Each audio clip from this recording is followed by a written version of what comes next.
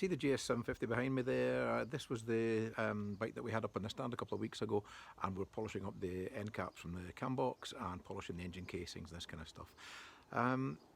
The gs750 is a bike that seemed to come out of nowhere at a time when the perception of Suzuki was perhaps that it was looking backwards. They'd produced the GT750, that'd been going for a number of years, and it was a big tourer. It wasn't a particularly sporty bike. The others were all two-strokes in that range, and they didn't have a four-stroke of any meaningful capacity.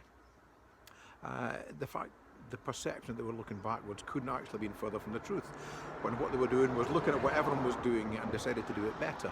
They bought a Z1 and shamelessly copied the engine, and they took all the other things that people were doing well and incorporated that into what turned out to be an absolutely fantastic bike for its time, and one that really kind of set the bar higher than everyone else was developing the bikes.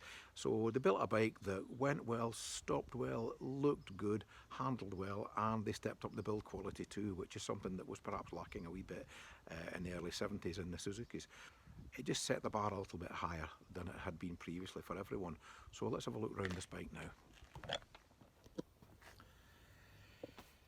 Okay, we got the bike in a few weeks ago, and it had been somewhat neglected and hadn't run for a long time.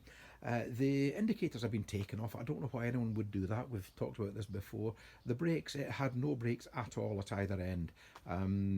The brake fluid had simply evaporated from both reservoirs because it had been lying for so long. The brakes had collapsed, the brake pipes had collapsed as well, so it couldn't pass any fluid. So eventually I got some fluid into the master cylinder, got it working, and changed the braided hose for a new one, which I happened to have about, stripped and cleaned the caliper, and I ended up with absolutely a storming brake on it. Likewise, the back end, this element here, this shaft, the shaft that sits on there, that shaft was seized into the chassis, and it really didn't want to come out, so I put some heat onto the shaft there without getting any heat onto the frame, and managed to get it moving a little bit, and eventually it came out and we could get it right out, and it cleaned up great, and we've got an absolutely storming brake there. The engine casings were very sad, if you remember, but now they've come up really nicely. Likewise, the fork legs, they were in a really nasty state, and they've come up like new. They look absolutely great. The wheels were the standard Tagasako fittings, but they are lovely wheels. So all in all, it looks great. Swing arm was taken out and painted. The exhausts are absolutely original, and they're super, as you can see. I took the torque arm off and painted up the caliper as well. So that's all come up really nice. Once again, I've had all the paint work done by Keith, who does all my painting for me. I'll put his little avatar up on the end of this film, and he's done a lovely job. This is spray tank. You'll see it on the end of the film. Once again, new indicators. We'll just finish it off, and it's a really handsome bike. I hope you'll agree.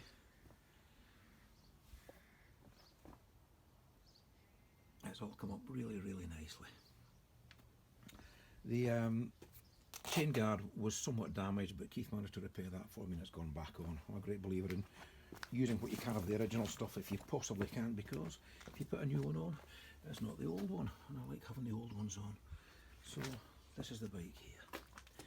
Mileage is, this all is cleaned up and was painted on the top, and it's just really made a pretty bike. A big handsome bike, aren't they?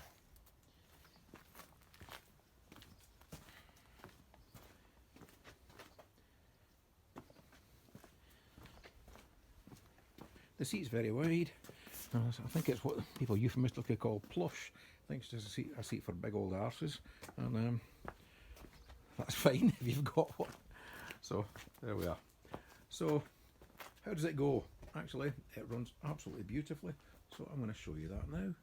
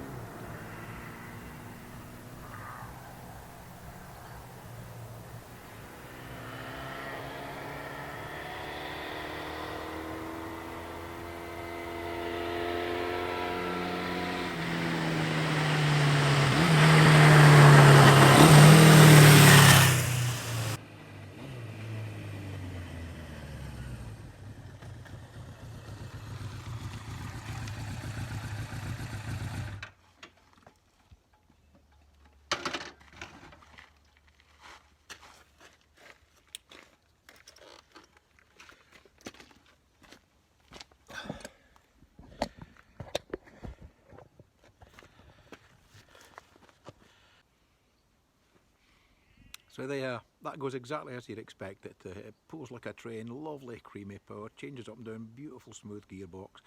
And I like the bike so much that I was very tempted to keep it.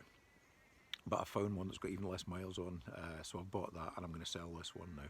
But someone's going to have a ton of fun on that because it's an absolutely great bike that started from something that was somewhat neglected, and that showed in several ways when I was going through the bike. I've changed all the fluids, of course, and the oil filter was fitted with the spring the wrong way around, so it was trying to force itself off its mounting. The oil was very grubby, but the basic mechanical sounds of the engine was absolutely perfect. So it's come back absolutely great, and I'm really, really pleased with it as an output for the effort I've put in. So onwards and upwards, and we'll get back to showing you wee movies on the CL350 next week. So that's continuing to give us lots and lots of challenges. So we'll talk soon. Bye now.